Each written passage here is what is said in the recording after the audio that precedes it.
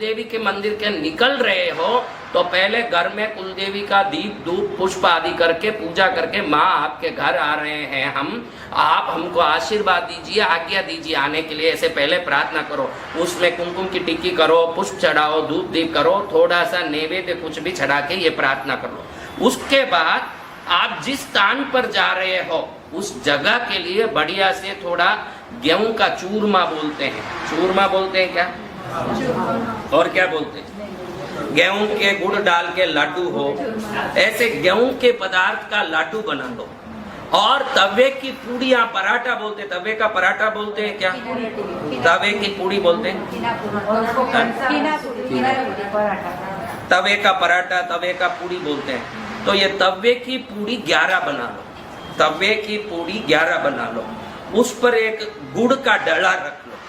तवे की पूड़ी पर, और गेहूं के आटे का लड्डू बना लो। ये भी कम से कम 11 होना चाहिए, 11 लड्डू 11 पूड़ी। जैसे ही घर में आप कुलदेवी की धूप दीप करके पूजा करके प्रार्थना कर रहे हो कि हम आ रहे हैं और हमको आपके लिए प्रसाद बना के लाना है, हम आज्ञा दो, ऐसे प्रार्थना करो। तुरंत उधर उसको मालूम पड़ जाता है कि मेरे लिए लड्डू पूड़ी लेके आ रहे हैं, और उस समय में उसको मालूम पड़ता है तो आप निकलने के पहले से ही वो इंतजार करती है कि ये अब मेरे को लड्डू पूड़ी लेके अपने घर का खिलाने आएंगे, मैं इनका घर का आज प्रसाद खाऊंगी, ऐसे सोच के। भले 2 दिन पुराना हो पूड़ी, देखो माँ अपनी हो तो उसमें गरम ठंडा बासी कुछ नहीं देखा जाता है, वो हमारी कुल की बड़ेरी है, वडील है, हमारे कुल की बड़ी सदस्य है, तो हम जो देंगे उसको वो खुशी से खाएगी, आप समझ रहे हो। तो घर में 11 तवे की घी की पूड़ियाँ, पराठा बोलते हो आप, उसको 11 बना लो। उसके बाद थोड़ा गुड़ रख लो उसमें, और 11 गेहूं के गुड़ के लड्डू बना लो। इसको बढ़िया एक डब्बे में रख लो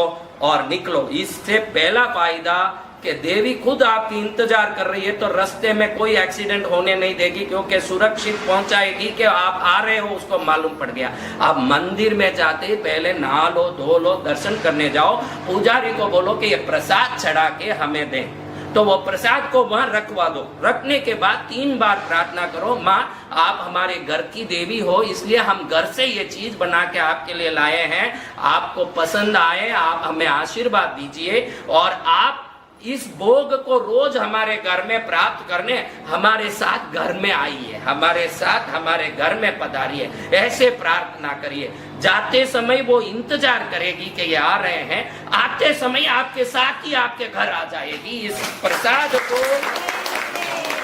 वो खाने के बाद, क्योंकि कोई भी माँ हो, देखो आप सब माँ हो, आपका बेटा बहुत कमा रहा है,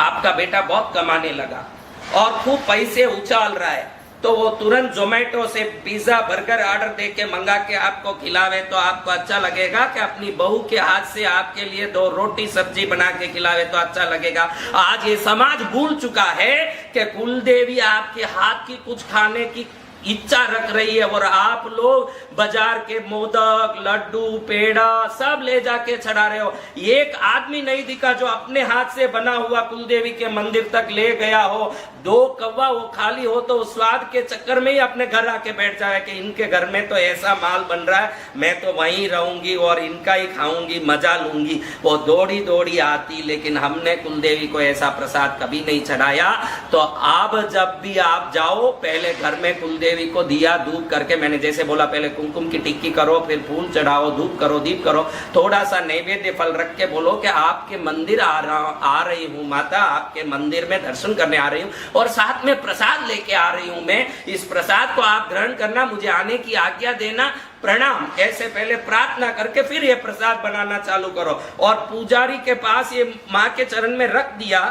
रखने के बाद आप जब तक थोड़ी देर वहीं रखने बोलो उसको, इसी को यहीं रखो, उसके बाद आप जो जो प्रार्थना करना वो सब करो, क्योंकि आपकी हाथ की चीज देखते ही देवी इतनी प्रसन्न रहेगी, उस समय जो मांगोगे वो सब चीज कबूल हो जाएगी देवी के सामने। वो हर चीज मान लेगी कि मैं ये करूंगी, तेरा ये कर दूंगी, ये कर दूंगी, हर वरदान मिल जाएगा आपको। वो मिलने के बाद आप उस प्रसाद को बाहर लाके, कोई भी गाय, दूध देने वाली गाय मिले उसी गांव में मिले चले, या नहीं मिला आपको जहाँ मिले उसको ला के दूध देने वाली गाय को दे देना चाहिए, क्योंकि दूध देने वाली गाय के स्तनों में ही कुलदेवी का निवास होता है। तो इस प्रकार से